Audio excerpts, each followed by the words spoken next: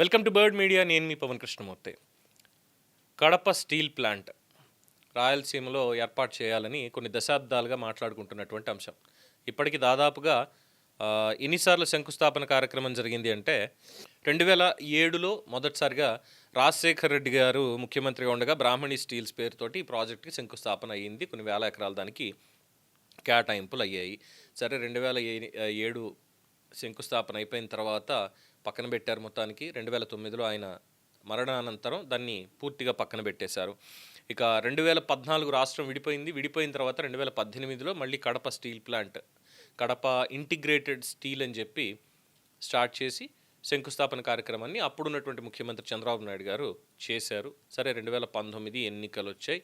ఎన్నికల్లో జగన్మోహన్ రెడ్డి గారు గెలిచారు. తెలుగుదేశం పార్టీ ఓడిపోయింది, పక్కకి వెళ్ళారు. అయిన తర్వాత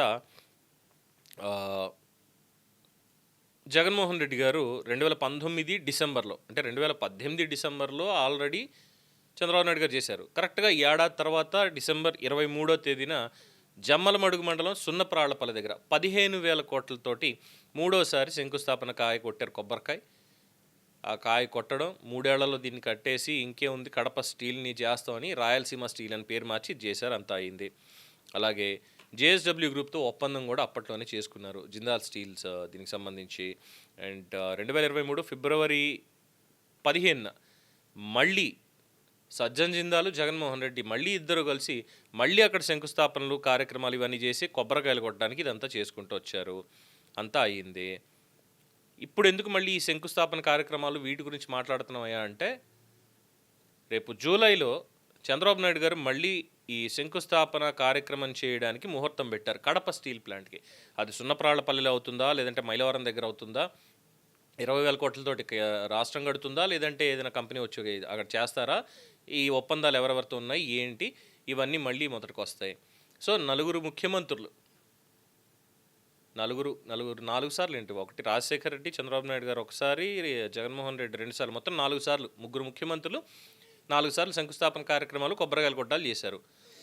4 సార్లు కొబ్బరికాయలు కొట్టాలు, రాళ్ళ పాత్రలు చేశారు. ఇప్పుడు 5వసారి ముచ్చటగా వచ్చి మళ్ళీ కొబ్బరికాయ కొట్టి కార్యక్రమాలు మొదలు పెట్టాలి అనేటువంటి కార్యాచరణకి ముఖ్యమంత్రి గారు వెళ్తున్నారు అనేది తెలుస్తున్నటువంటి సమాచారం.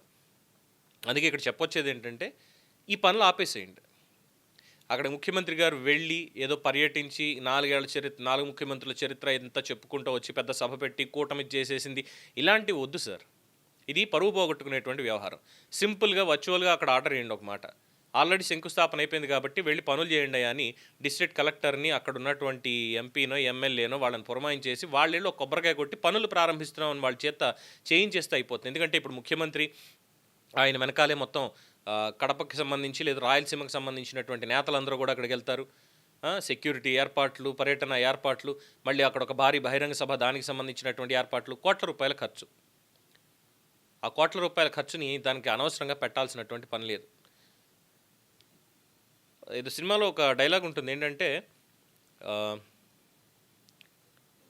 చెల్లికి జరగాలి పెళ్ళి మళ్ళీ మళ్ళీ అని, మనీలో అనుకుంటా, సమ్వేర్ ఇంకో సినిమాలోనో, చెల్లికి జరగాలి పెళ్ళి మళ్ళీ మళ్ళీ అని.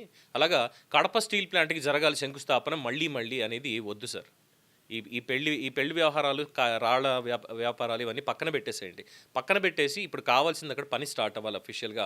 దానికి సంబంధించి ఇండస్ట్రీస్ మినిస్టర్ ఉంటారు కదా, మినిస్టర్ని వెళ్ళమనండి, కలెక్టర్ గారిని వెళ్ళమనండి.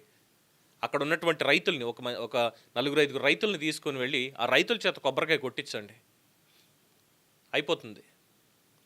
అది చేయాల్సినటువంటి ఒక మంచి పని. ఇంత ఖర్చు, ఇంత ఆర్భాటం ఇప్పుడున్నటువంటి పరిస్థితుల్లో డెఫినెట్గా అవసరం లేదు. మళ్ళీ ఇది కూడా ఒక ప్రచారాస్త్రంగా మారుతుంది. అదిగో మళ్ళీ ఇక్కడ చేసింది ఏమీ లేదు, వచ్చి కొబ్బరికాయ కొట్టడం తప్ప అనేటువంటి ఒక అపప్రథ కూటమి ప్రభుత్వం మీద పడకూడదు. అంటే ఈ కార్యక్రమం వాయిదా వేసుకొని పని ఇమ్మీడియట్గా ప్రారంభించేలాగా ఆదేశాలు ఇస్తే సరిపోతుంది. ఏమంటారు? సలహా బాగానే ఉందంటారా? మీ అభిప్రాయం కామెంట్స్లో తెలియచేయండి. చూస్తూనే ఉండండి ది బర్డ్ మీడియా. ఈ వీడియో మీకు నచ్చినట్లయితే లైక్ చేయండి, షేర్ చేయండి, సబ్స్క్రైబ్ చేయండి. మరిన్ని అప్డేట్ల కోసం మా వాట్సాప్ ఛానల్ను ఫాలో చేయండి.